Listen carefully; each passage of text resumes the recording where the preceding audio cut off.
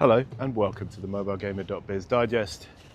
I'm Neil Long and every week I go for a walk and tell you what's happening in the mobile games industry. This week from GDC in San Francisco. Here we go. On Sunday I spent 10 hours on a plane, and during that time, because I'm a fun guy, I read the official legal document related to Epic and Google's much publicized agreement, which came out last week.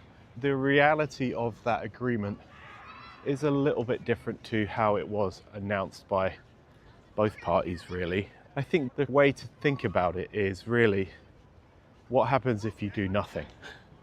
If you have a game on the store right now and you do nothing, what changes? Assuming you are using Google's payment systems, which most people do.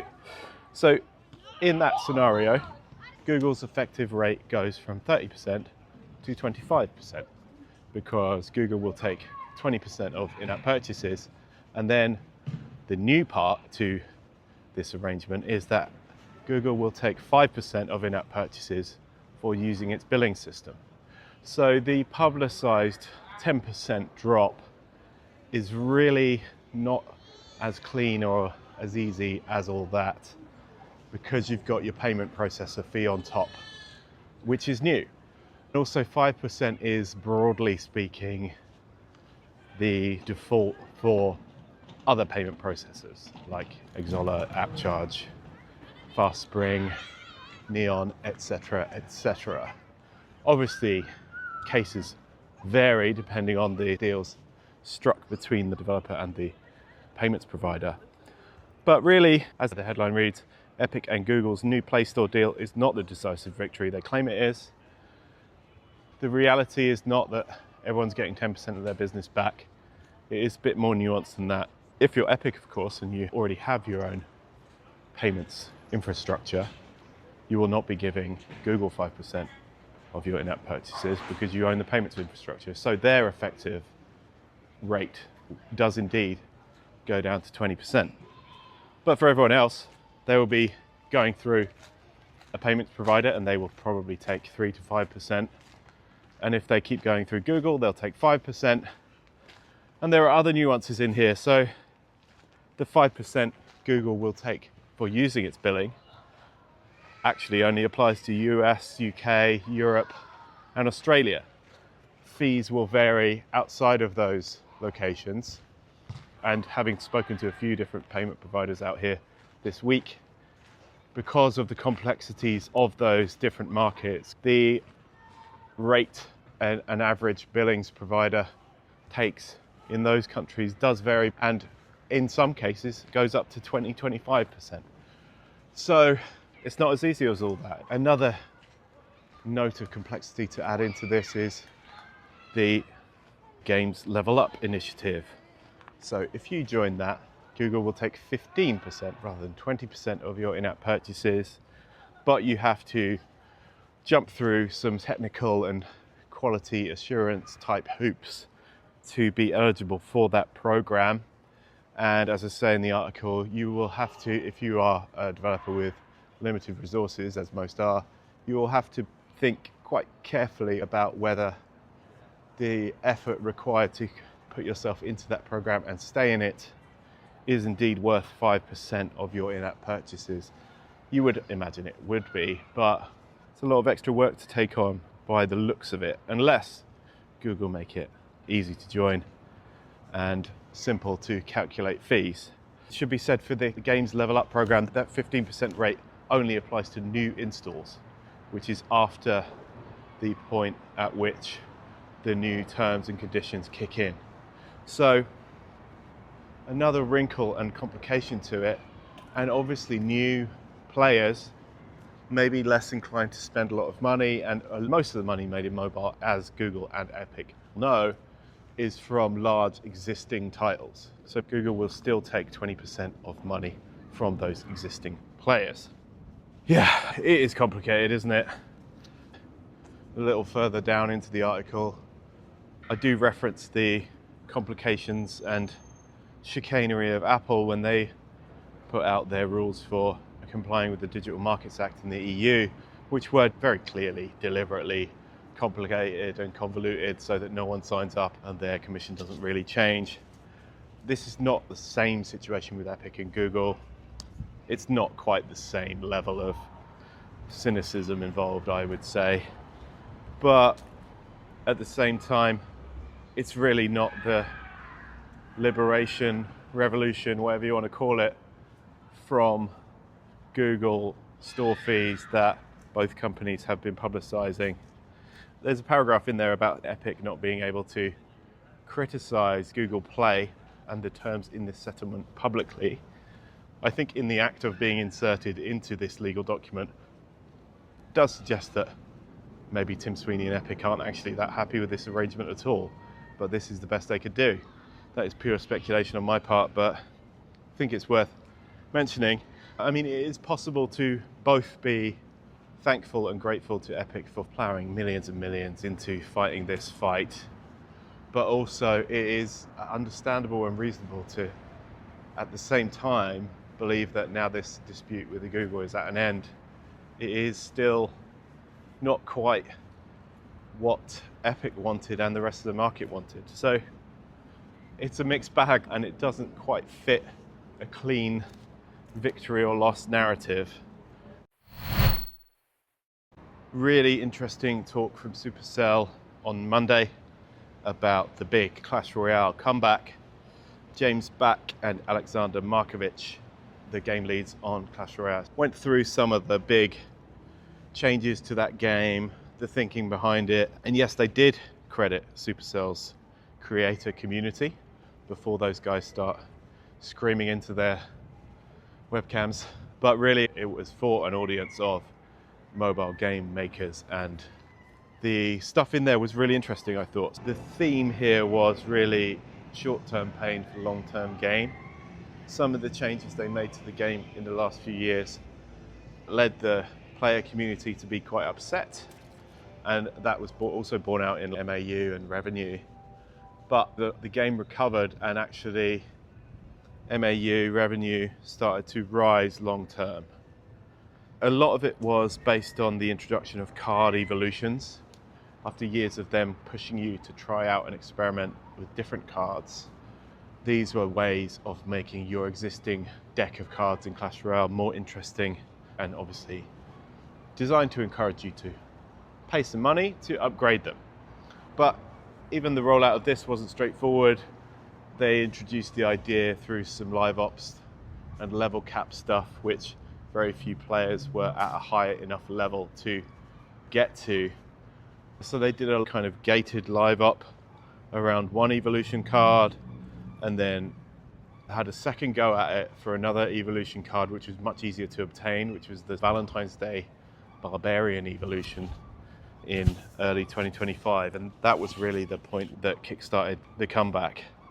There were mixed results from a couple of the new game modes added. Goblin Queen's Journey didn't really work, they seem to suggest, and then the addition of Merge Tactics seemed to have inconclusive results. Merge Tactics was effectively a streamlined version of Clash Mini, a game that was in soft launch for a long time. The more successful tweaks to the game's structure and monetization were really around progression and simplification. So particularly for returning players, progression had really slowed down too much and had become too frustrating, so they sped all of that up. They also took out a lot of the icons and buttons from the home screen hub and hid them away into a game switcher mode screen. There's quite a funny bit in there where they just removed the events tab entirely, and when you tap on it, it says under construction, but Markovich says, honestly, nothing is under construction there. But putting all of the different game modes into one spot in the menu did result in more players more actively playing more games, said Markovich. And Back wrapped up by saying that this is all a learning process. Supercell's teams have the freedom to experiment to a point, and without that experimental outlook, some of those gains would not have materialized. So Really interesting. Read the whole article because there's a lot of detail and nuance in there. Xsolla connects developers with the resources they need to build, fund, launch, and monetize their mobile games globally. With Xsolla Webshop, sell virtual items, in-game currency, subscriptions, and custom offers directly to players, while driving up to 5 times the revenue growth. With the industry's #1 webshop solution, Xsolla provides the tools for developers to focus on what's most important: creating great games. Visit Xsolla.com to learn more. That's XSOLLA.com. As is tradition, I had a little stroll around the GDC show floor and took some pictures and wrote it up for an article on the site called GDC 2026, Who's Got the Biggest Booth? So I think it is really interesting to look at who's spending money at these events and why. As I say in the article, Epic and Unity are here behind closed doors, but nothing big or showy from them this year. I mean, have a look at the article for the pictures, but show floor is a little sparse. As you come down the lifts, there's servers.com and Xsolla. That used to be the prime spot, or at least it's the first thing you see as you come down the lifts. There's a big hangout space called the Commons to the right. And then as you wander around, you'll see a big booth from Tencent, big Meta booth where they are promoting Meta Quest. I don't know if that booth was booked before those layoffs were made, but seems like a strange thing to be doing if you're Meta. Xbox are down there. They've sponsored the cafe area and they've got quite a nice spot near the entrance of the South Hall. The tagline this year is "Build for what's next," which is, quite a change from the "This is an Xbox" tagline that was all over GDC last year. Other notable booths here: Google Cloud, Virtuos, OptiTrack, MetaTailor, Real Tools, middleware type companies. I thought it was interesting that Nexus Cross, not a company I've heard of before, that seemed to be the Web3 blockchain type booth there, but they had quite a big flashy booth, so they've obviously got a few quid. You've got your Brazil, Italy, Spain, Pakistan trade bodies, nothing from the UK body, but there is one from Wales specifically, and Germany. Wales and Germany seem to be mixed in with Tencent and the other big guys, so don't know what was going on there. And then you got the wackier indie stuff out in the IGF corner of the South Hall. There's a VR boxing game called Golden Gloves with an actual boxing ring. Some fun, weird controller games. A game called Patchwork, which seemed to be about doing surgery on a zombie type thing. But yeah, good fun. PlayStation's presence on the show floor, pretty miserable, honestly. It was just a couple of screens and PlayStations for the PlayStation Indies initiative. So yeah, as anticipated, the show floor a lot quieter this year. Because there's loads of stuff going on in the Yerba Buena Gardens and a few other little bits and bobs around the Moscone, it doesn't feel that sparse. I think maybe even the idea of a show floor is a little bit outdated these days.